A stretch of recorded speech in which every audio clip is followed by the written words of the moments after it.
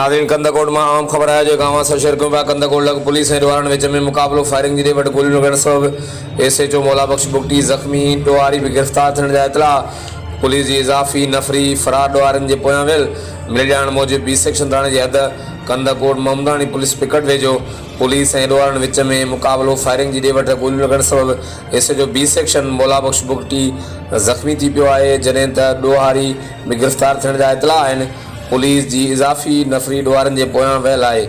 SHO B section मौला बख्श बुगटी खे इलाज लाइ इस्पताल मुंतक़िल कयो वियो आहे। हर वक़्तु आगाह लाइ ॾिसंदा रहो JTN वेब न्यूज़ कंदकोट।